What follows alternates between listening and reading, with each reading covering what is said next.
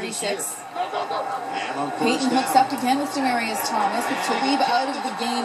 Thomas with a 26-yard pickup led to a Broncos field goal. They're up 13-3. For the first time in 8 AFC title games together, Brady and Bill Belichick are trailing at halftime. Third quarter, in the midst of 13 straight completions by Manning, he finds Eric Decker for the first down. Later in the drive, first and goal for Peyton, and he goes back to Demarius for the score. Touchdown! We're at the line of scrimmage. Demarius Thomas won at the line of scrimmage. Thomas taking big-time advantage of the Pats secondary without Talib. Broncos up 23. New England rallied from 24 points down in Week 12 against Denver, the largest deficit the Pats have overcome in team history. What do they got here? Pats going for it on 4th and 2, but Terrence Knighton gets to Brady for a loss of 10. Turnover on downs. Then Manning, just past midfield, finds Demarius. He finished with 7 catches for 134 yards. It's down inside the 20.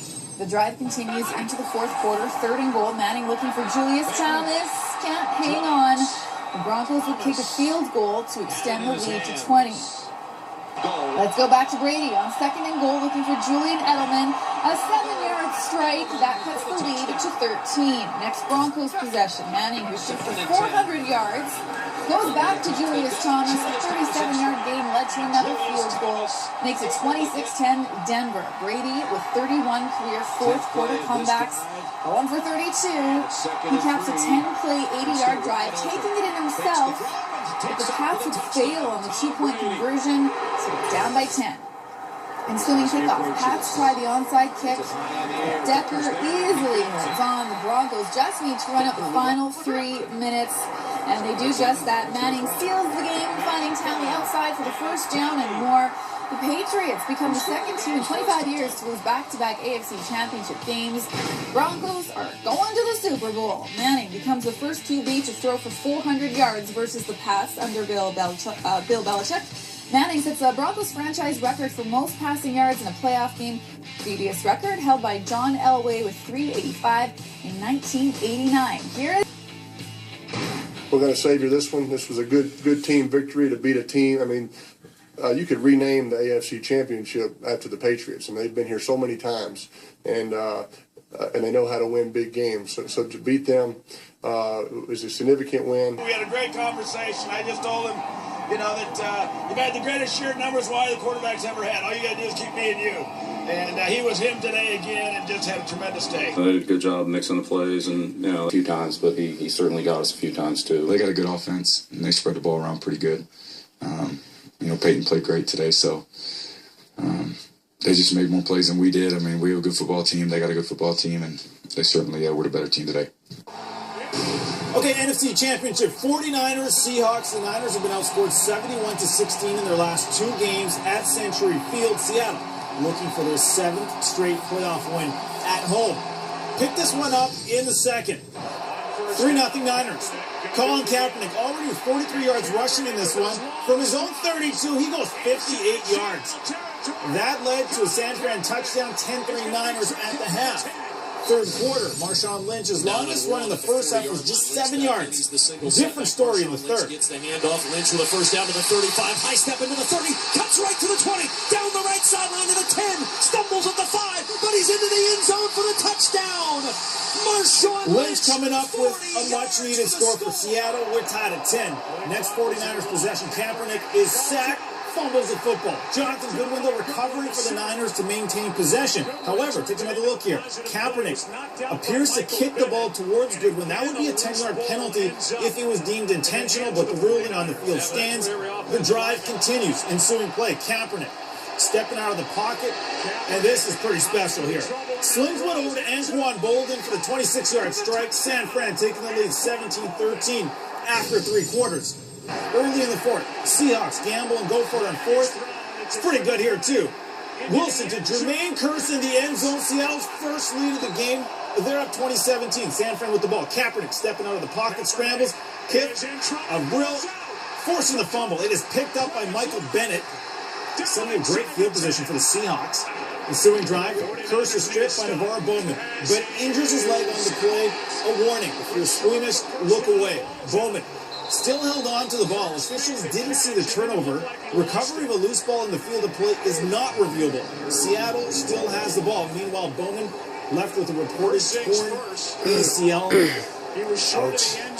Next play, Lynch fumbling the football. Seattle would recover, but it's still a turnover on downs, so San Fran getting the ball back.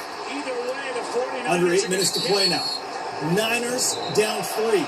Second play of the drive. Kaepernick is picked off. Cam Chancellor taking it away there. Kaepernick, not a good fourth quarter for him. That led to another field goal, 23-17 Seahawks.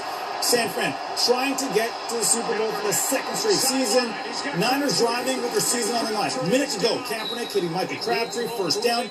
Early in the week, Crabtree was asked if Richard Sherman was the best quarterback in football. He replied by saying, "I don't think so. I know nothing about the best quarterbacks. I just know teams." Cue the dying seconds. Cue Richard Sherman. Kaepernick, end zone, Crabtree. Broken up, picked off. This game is over.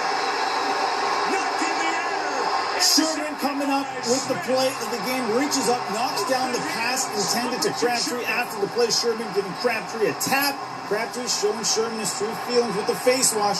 Regardless, Seattle going on to Super Bowl 48. They win this one 23-17. Marshawn Lynch has 4 touchdown runs of at least 25 yards in the postseason, twice as many as anyone else in NFL history. Colin Kaepernick now has 2 playoff games with at least 100 rushing yards. Every other QB in NFL history has combined for just 2.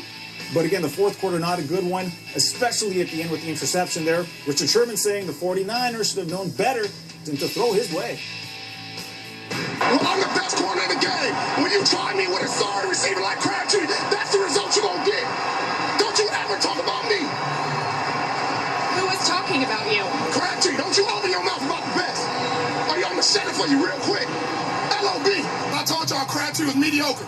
At best, if our team knew they were going to try me on a fade for the game, we'd be wearing our hats early. Sherman made a good play. I mean, that's probably the only play he made the whole game. I mean, if you cut up the film and look at it, guys are beat. I mean, we doing our job. I mean, whatever it takes. We just came short at the end. I didn't play good enough to win. Turned the ball over 3 times. That cost us this game. So here's what Crabtree tweeted out after the game about Richard Sherman's play. In the 48 matchup, this will be the 5th Super Bowl since the merger in which the #1 scoring offense faces the #1 scoring defense. Russell Wilson becomes just a 6th quarterback to start a Super Bowl in his first or second season in the NFL. Seattle's lone Super Bowl appearance came back in Super Bowl 40. They lost that to the Steelers 21-10. The Broncos' lone Super Bowl wins came in 97 and 98 when they were led by John Elway. Welcome to Sports Center. Neville and Natasha with you, and I can't agree with Michael Crabtree. I am never going to say anything bad about Richard Sherman just because I feel like he might yell at me. Yeah, those post-game comments were just over the top. Yeah. Very, very aggressive man. Much more coming up on that game. We'll break it all down for you. But right now, everyone's still talking about Vancouver, about Calgary. A lot of aggressiveness there, too, especially in the first 2 seconds. Yeah, that one was pretty crazy. Some old-school line brawling in that one. 8 players were tossed, more than 200 penalty minutes. We haven't seen anything like that for a long time in the NHL. In case you missed it, here's a recap for you. Both teams are starting their 4th lines. We had absolutely zero intentions there. I see the starting lineup, and I know the other guy across the bench. They had the luxury to put whoever they wanted on the ice. So here we go, and there they go. The puck dropped, so it is what it is. Line brawl to start this game. When we saw this coming, the 2 lineups showed all the combatants. Kind of a bizarre start to the game. Torts is angry. Is he ever? He's looking directly at the Calgary bench.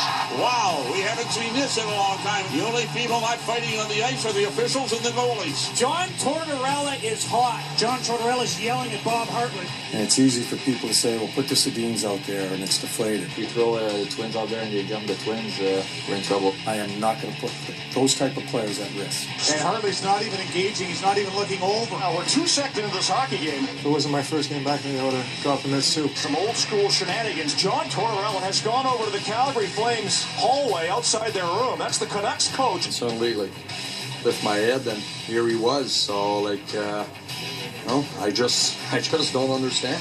I'm not going to go there. Please, don't push me. I just kind of poked my head down the hallway, and there was a little bit of chaos. Well, I never seen anything like it. I have no idea what's going to happen.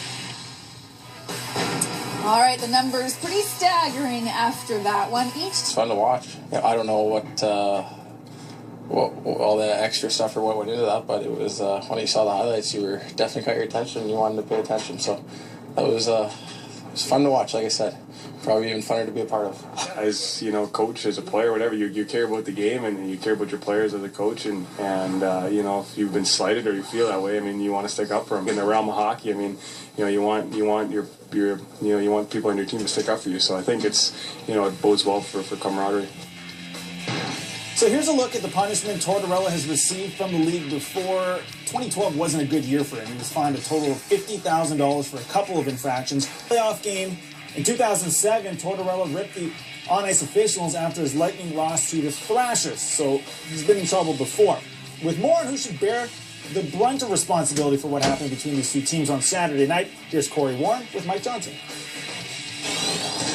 Let's start with the two coaches here. Which one bears the most responsibility for what happened on Saturday night? Is it Bob Hartley for filling out his lineup sheet, starting his fourth line, or is it John Tortorella for responding with his? It's got to be John Tortorella for the response. Bob Hartley, he has the right to start whoever he wants. He's going into Vancouver. He wants to start a physical lineup to send a message. Maybe that message is fighting. Maybe it's just a good hard forecheck. So he puts his guys out there. He's got Wethgart. He's got McGrattan. But John Tortorella sees that lineup. He gets to put his starting lineup in second. He can go one of two ways. He can put his top guys out there. He can go tell Tom Sestito that Calgary has started their idiots, and so we're going to respond in kind, and you see what happened there. Or he could go and put some skilled players on the ice, skilled players that you would love to let play against the McGrattans and the Westgard. And I don't think, knowing Brian McGrattan, knowing Kevin Westgard, they're going to grab Daniel Sedin, they're going to grab Henrik Sedin and start beating them up. That's just not the way it works. That's not what was going to happen. So for John Tortorella to see that physical lineup, those fighters on the ice, and put his fighters out there, well, giving them the message that they're studying their idiots, we're going to do the same, he's got to bear more of the blame.